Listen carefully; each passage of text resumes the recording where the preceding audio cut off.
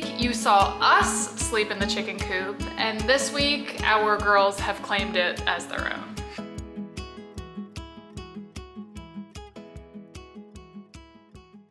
We are completely finished. It took us a little longer than we expected, but it's done, and that's all that matters.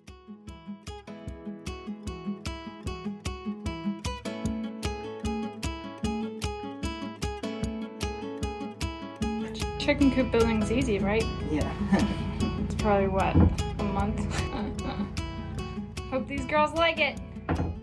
Every time we thought we were finished, there was at least another thing, if not 2 or 3 things that we thought of. It did kind of feel like a never-ending project, but it is one of the huge things that we wanted to accomplish while we're in this warm season before cool weather comes again in the fall, so it feels really awesome to be done. If you are curious about the cost on the completed project, you stick around until the end of the video. We will be updating you and giving you a final tally on how much it cost us.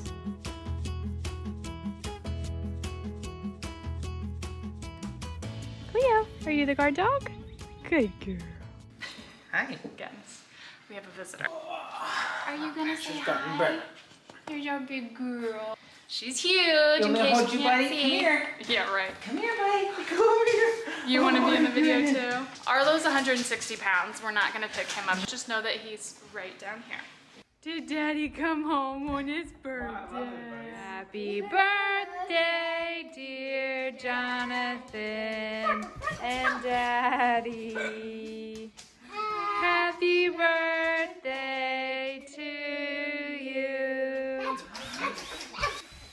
If you have been following our family and our chicken journey in any capacity, you probably recall that we have 2 batches of chicks. The first batch we ordered in the mail. They were all pre-sexed, they're all hens. They turned 9 weeks old today. And then the second batch was actually hatched at our home from a clutch of eggs that we picked up from a local farmer. They turned 6 weeks old today, and we don't know yet if they are male or female. We have some inklings, but... You're thinking. Yeah, we have some guesses, but we're not 100% sure yet. But all of that to say, as of this moment, the chicks that are out in our coop are who we call the big girls. Hello, it is the big day for our girls. We're gonna take the girls down and let them see their new house.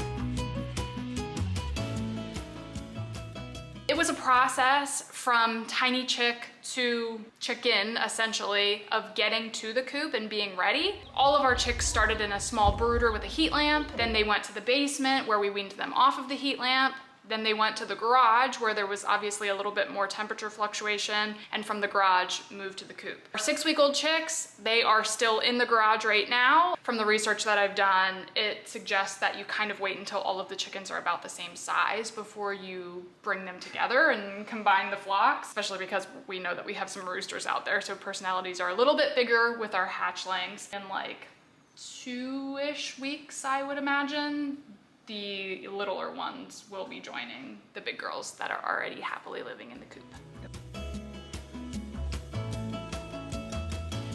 We love how the coop turned out, and as we mentioned before, we did buy the plans off of Etsy, which we'll link down in the description below again. There were only a handful of modifications that we made to it, so as we do the tour, we'll just show you some of the changes that we made and modifications we made that I just mentioned due to our land. Good morning. So the chickens just spent the first night in their new homes. The little boys and girls did well out here in the garage. I am anxious to go down to the coop and see how things fared down there. I have no worries as far as the chickens being safe, but I am curious to see if there's any digging around the coop because Arlo was just losing his marbles, and when he ran out into the backyard, a certain Mr. Fox scurried away from the coop. So the foxes definitely know that the chickens are out here, and I am curious to see if they tried to get into the coop at all. So I guess we will see how the girls did overnight. Good morning, friends.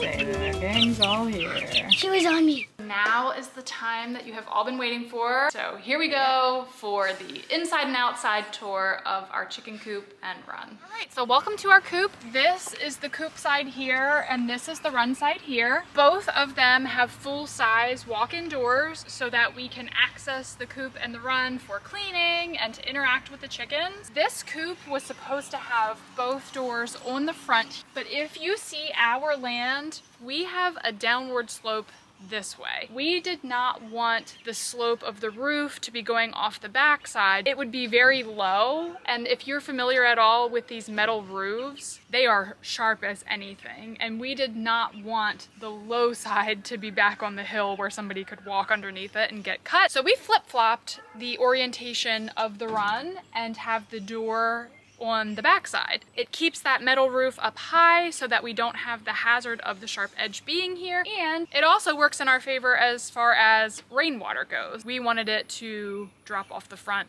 and go away from the coop. Let's go inside.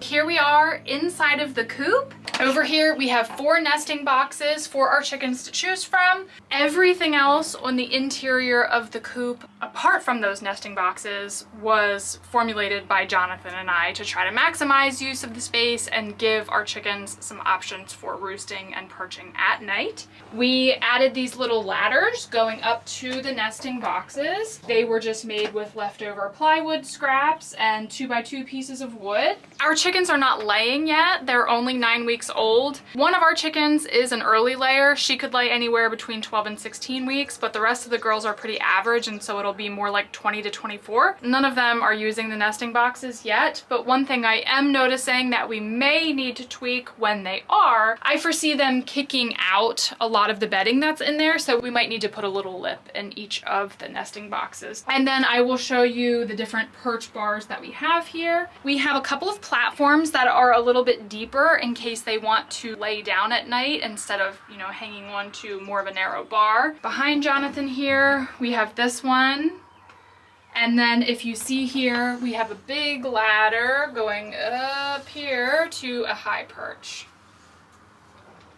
The high ladder leads to a narrower perch, which is above the nesting boxes. And then we have a lower perch, which I call the balance beam. And that is down here, only maybe a foot or so off of the floor. We had no idea if they would use some of these contraptions because none of this was in the plans. We just thought of how can we give them some different choices here with materials that we already have on hand. We spent $0 on the perches, the ladders, because it was all surplus scrap that we had. And it is super cute because we have our windows here and we can peek in on them, and they use all of it. We've seen chickens up on the high bar, we've seen them on the ladders, we've seen them on the perches, the balance beam. So they're using all of it, and even if we weren't able to peek in here through the windows, it would still be obvious that they are using all of their perches because when I come in to do cleanup, there's evidence that they were sitting there, if you catch my drift.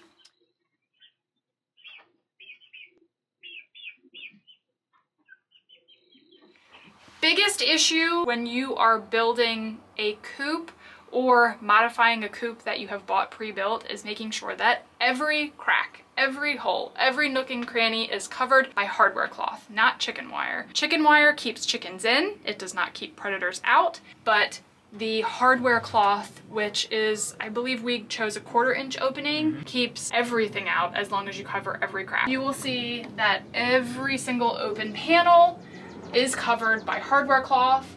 It is important to keep a lot of openings for ventilation, otherwise your chickens can overheat in the summer, so we needed lots of openings. However, if you're gonna have all of that ventilation, you have to make sure that it is secured. Last thing to show you on the inside of the coop here, we chose an automatic door for our coop and run so that we don't have to come out here every morning and every night and manually close it. And what we were finding is that the pellet bedding that we use is the perfect size to fit in the track. And so the chickens were kicking pellets into that track. The door is smart enough that if it encounters an obstacle, it's gonna think that it's a chicken and it doesn't want to close on the chicken, so it will bounce back open. So we built this little box in hopes that there will be less pellets kicked into the track so that it will close securely at night. 3 windows here in the front for viewing purposes, but mostly for ventilation. And then on the back side of the coop is external access to our nesting boxes. So we turn these little latches here and lift up. And when our chickens are laying, we will have easy exterior access to our eggs. Another modification that we added, if there are a bunch of eggs to collect, I don't know how easy it's going to be to hold this open and collect. So we added this little latch here at the top so that you can hook it and then you have both hands to be able to get your eggs.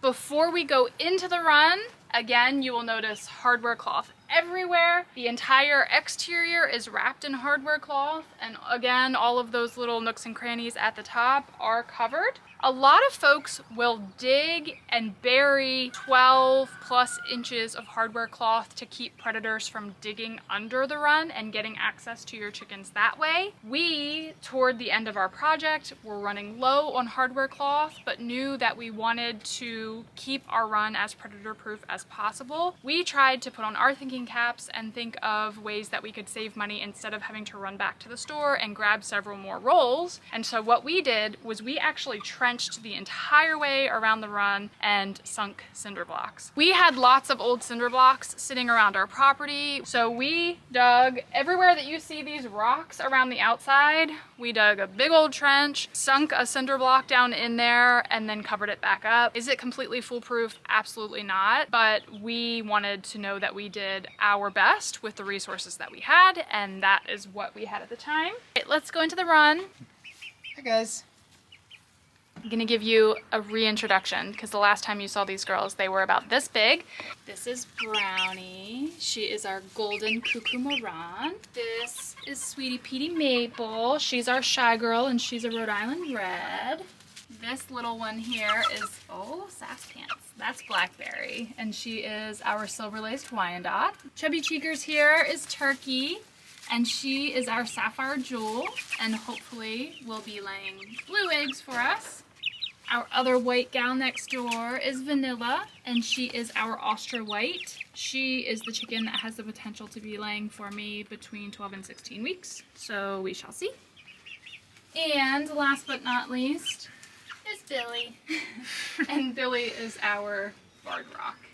One thing that we have not added yet that I would like to add is one of those little catch latches here. When we're in here, this door is not securely closed, and with the dogs or, you know, even just the chickens wandering, I would like to be able to know that that is a little bit more secure, so we're going to add one of those here. We did add one of those inside of the coop so that we can keep the coop closed while we're in there working with the chickens. Out here, things are pretty simple. This is mostly just their area to stretch and scratch and run around. We installed 4 feed bins right onto the wall of the run itself. This is a perk that we would not have had if we followed the plans exactly. If your ground was level and you were building the coop and run according to the plans, you would have a single ground contact 4x4 as your frame.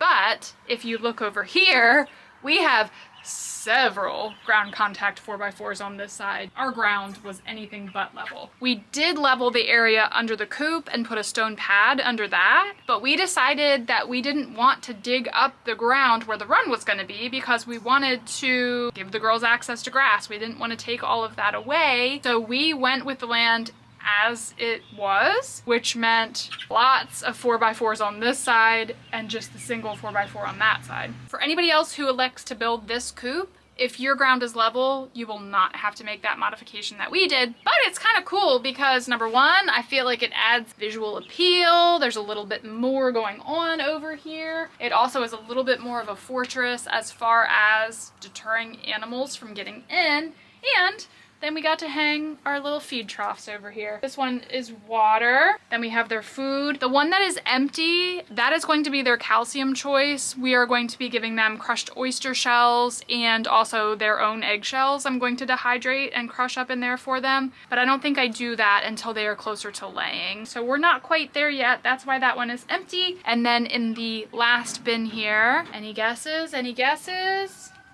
It's chicken grit. And if you don't know what grit is, it's granite, it's rocks. Chickens put their food in their little crop first, and it has to be ground up so that it can be processed. In nature, chickens will actually pick up little pebbles and rocks and keep them in there to help them digest their food. When you have your own chickens that are not completely free ranged, it is important, if you're going to feed them anything other than crumble, that you do offer them grit so that they can digest their food properly. We do want to be giving them scraps and treats and things like that, so we are offering them grit, and that is what is in that last container. Last thing to tell you about in here before we say goodbye is this little area over in the corner. That is the dust bath. Dust bathing is really important for chickens for skin health, for feather health. It is a natural deterrent of mites and lice and things like that. They chose this spot for themselves. They were already digging and loosening the dirt, so we just went with it. So this is their little dust bath area. Right now it is a combo of dirt, sand, and an organic pest repellent. We will be adding some wood ash to that after things dry off and we can burn some wood, but right now it's too wet outside. I don't want to add moisture to that. That is our run. It's a pretty simple area. We do realize that the chickens are probably gonna have this grass destroyed and gone, probably before the little ones even make it out here. So we are thinking through some different options for the future. We thought about, you know, every once in a while letting them have some fun and maybe bringing in some sod. I also thought about getting like a big fallen limb. Obviously want to check to make sure that it isn't infested with bugs or anything like that, but I thought a big limb in here would be fun for them to climb on. That is our coop. We love it. We hope you do too. If you have any questions for us, please feel free to ask. I think that's it. We hope you enjoyed the tour. We are new to chickens, so if any of you that are more experienced have any suggestions, we are all ears. Feel free to drop a comment. Yes. Leave us a juicy comment. Juicy. Leave us a helpful. I like juicy. A nice comment. Leave us a hot tip. There. You go.